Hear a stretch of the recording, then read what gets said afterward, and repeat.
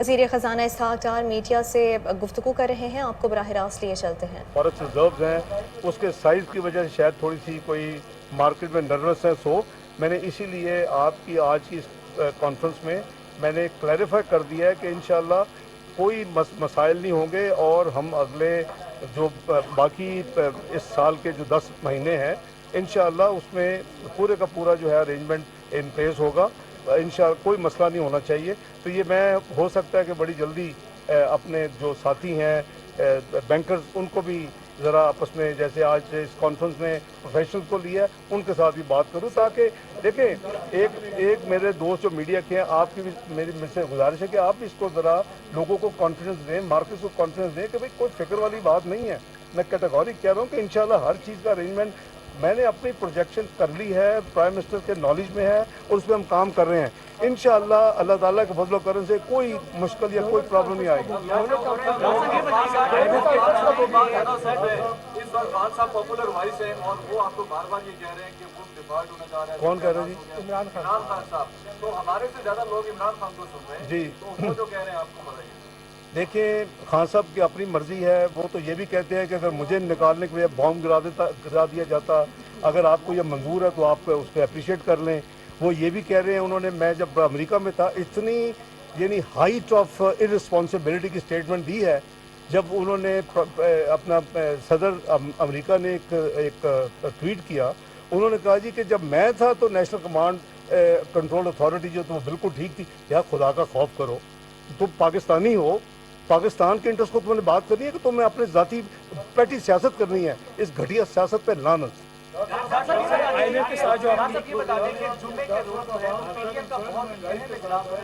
دیکھیں یار، میں 4 بندوں کو نہیں سن سکتا، اب آپ نے فیصلہ کر لیں یار۔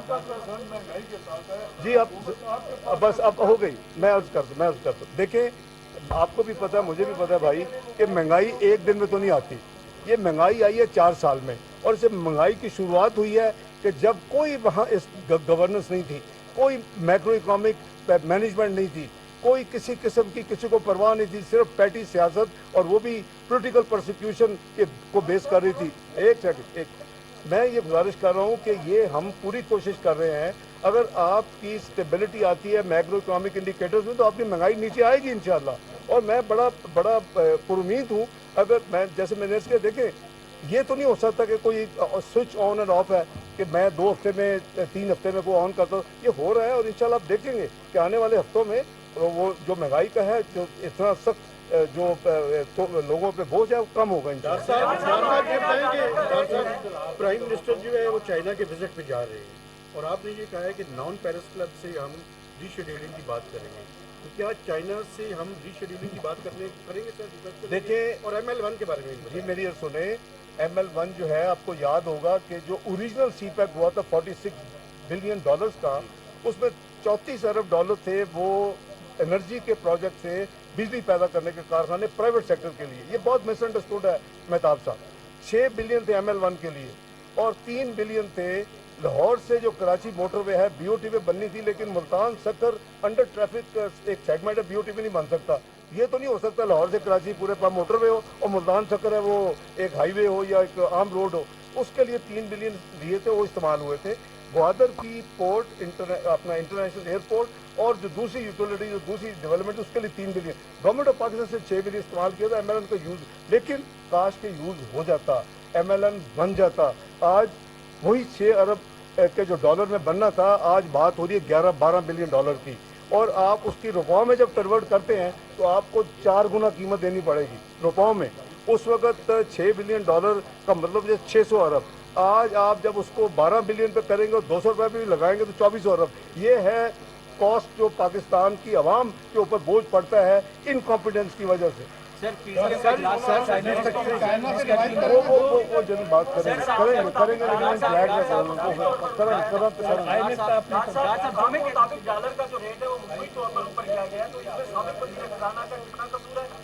نہیں، میں ایسے نہ قصور ہے، نہ میں عدالت ہے، نہ میں پروسیکیوٹر ہوں۔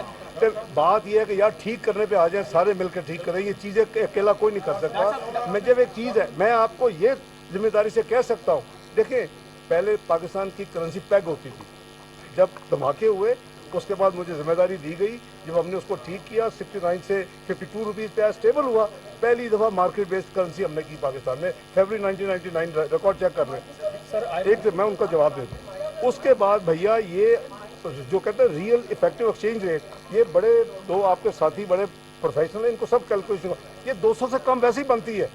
ये हम अपनी जो नेशनल ड्यूटी अदा नहीं कर रहे, जो भी इसमें है, मुझे उन पर अफसोस है। उन्होंने अच्छा काम शुरू किया था, अब उन्होंने उल्टा चल रहे। ओ भाई, अगर आपको फॉरेन एक्सचेंज रिजर्व की कोई परेशानी है तो मैं आपको अश्योर कर रहा हूँ ना कि कोई मसला नहीं होगा। तो मैं आप उनको, आप मुझे माजी को देख रहे, क्या मैंने आपको कोई अश्योरेंस दी है वो मैंने वो डिसो की हो या उसको अमल ना किया? तो ये बिल्कुल आर्टिफिशियल है।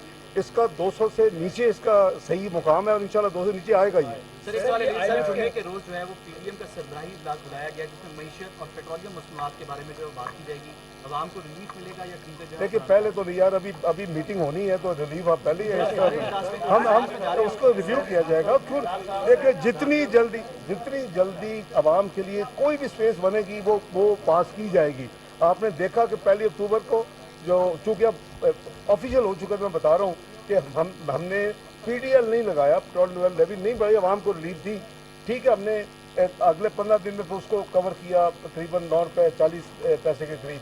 देखिए, आवाम को जितनी जल्दी हो सकता है जहाँ रिलीफ मिलेगी हम पास करेंगे, ये हमारा फर्ज है। रिलीफ के हवाले से बात हो रही थी, PDL को मुंजमद करने के लिए और जो फ्यूल प्राइस एडजस्टमेंट है उसको भी मुंजमद करने के लिए, क्या IMF इस बात को मान गया? जो ना मैंने उनसे, ना भाई मैंने उनको कहा है, ना मैंने कहना है। हम अपना काम बिजनेस करेंगे, जो कमिटमेंट्स किए PTI ने या मेरे कॉलीग ने, मेरे प्रेडिसेसर ने, हम कोशिश करेंगे उसको अमल दरामद करें।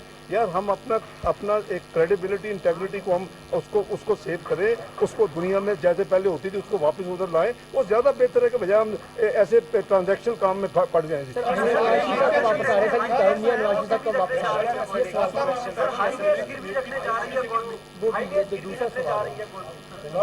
यार, ये मेरी बात सुने यार, मैं तेरी डोनर की कॉन्फ्रेंस पता लग जाएगा, तुझे भी नहीं, इस तरह नहीं, मुनासिब नहीं है लोगों पे। देखें आप, मैं पहले यूज़ कर रहा हूँ लफ्ज़ जेनरोसिटी, मैं उनको पहले कह रहा हूँ कि जी वो उनकी मेहरबानी होगी। आप ये तो नहीं कह सकते ये हुआ तो अब एक किस्म का तौबा नौज़बिल्लाह आप उनके कहें जो हमें जाना दें, ये मुनासिब अप्रोच नहीं है। देखें, आप ये समझ लें कि आपने सूदी निज़ाम पे चलना है या आपने इस्लामी निज़ाम पे चलना है। जब आप सूदी निज़ाम पे चलते हैं, और अभी तक चल रहा है पाकिस्तान, और मेरी कोशिश होगी कि मैं पाकिस्तान को सूदी निज़ाम से निकालूं, चाहे फेजेस में निकालूं। हमने पिछली हुकूमत में 20, 13, 17 में भी एक इस्लामिक निज़ाम को प्रमोट करने की कमेटी एक डिप्टी गवर्नर के नीचे बनाई थी, और हमने काफ़ी जो बिज़नेस है वो हमने इस्लामी बेस पे कर लिया था, नंबर 1। दूसरी बात ये है कि जो आपका इस्लामी निज़ाम है, सुकूक जिसे कहते हैं, उसके नीचे आपको कोई एसेट देना पड़ता है, वो इस्लामी अदरवाइज ट्रांजैक्शन नहीं होगी। वो जो आपका शरिया कंप्लाइंट है ना, वो आपको एक चीज़ जो सूदी निज़ाम है उसके नीचे आपके तमाम एसेट होते हैं, लेकिन चूँकि बंदे को ये होता है कि नहीं लिखा हुआ, वो सारे एसेट होते हैं। वो आपकी बाहर की एम्बेसीज भी होती हैं, अगर आप डिफ़ॉल्ट करें आपका जहाज़ जाएगा, वो भी है, आपका बहरी जहाज़ भी जाएगा। तो इतना फ़र्क है। हमने एक इशू बनाया हुआ है, अगर इस्लामी निज़ाम पे हमने जाना है तो ये हमें माइंड में रखना पड़ेगा कि हर ट्रांजैक्शन के नीचे एक एसेट होगा, बजाय सारे एसेट नहीं होंगे, फ्लोटिंग चार्ज नहीं होगा, स्पेसिफिक होगा। ये इस्लामी इशू कोई नहीं।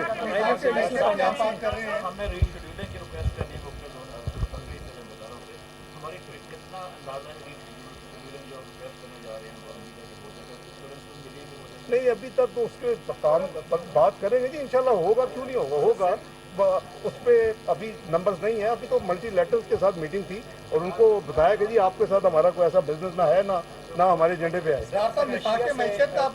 तेल लेने की बातचीत हो रही है, तो क्या PSO और दीगर रिफाइनरीज भी वहाँ से ऑयल इम्पोर्ट करेंगे और उनको पेमेंट का तरीका क्या होगा जो आप रशिया से सस्ता तेल लेने? देखिए, हम इसको बिल्कुल एक्टिवली कंसिडर कर रहे हैं।